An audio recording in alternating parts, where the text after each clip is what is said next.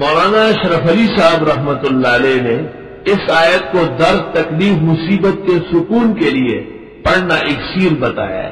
وَلَهُ مَا سَكَنَ فِي اللَّيْلِ وَالنَّهَارِ وَهُوَ السَّمِيعُ الْعَلِيمُ۔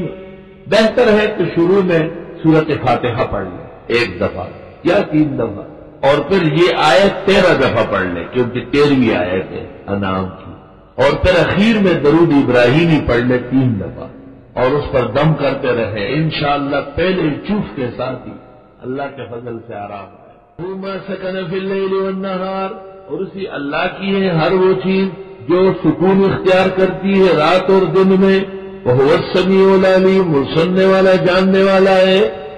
سکنا 2 معنوں میں ہے، ایک سکنا یسکنو کے معنی رہنا ہے، سکونت سے ہر چیز جہاں بھی رہ رہی ہے رات کو یا دن کو وہ اللہ ہی کا پیدا کر رہا ہے، اور دوسرا سکنت کے معنی یہ تطمین و تسکین سے سکون اختیار کرتی ہے، ہر چیز آرام سے بیٹھ جاتی ہے رات کو یا دن کو۔ اللہ فقہاء نے لکھا ہے کہ گھونسلے میں شکار منع ہے، یہ ان کا گھر ہے اور یہ سکون کی جگہ ہے، آپ بے سکونی نہ کریں۔ جب پرندہ اڑ جائے تو بے شک آپ تیر ماریں، اور باس پجالا کے چاندے پہ جندلے اور قدر نشتہ دا حافظ پہ الپوری، مارتم کے راستے میں الپوری آتی ہے۔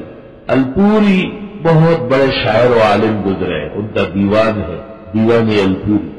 اس میں وہ کہتے ہیں کہ گھونسلے میں کوئی شہباز کو نہیں پہچان سکتا، اسی طرح میرے بھی اپنے گاؤں میں کوئی قدر نہیں۔ باس پجالا کے چاندے پہ جندلے اور قدر نشتہ دا حافظ پہ الپوری۔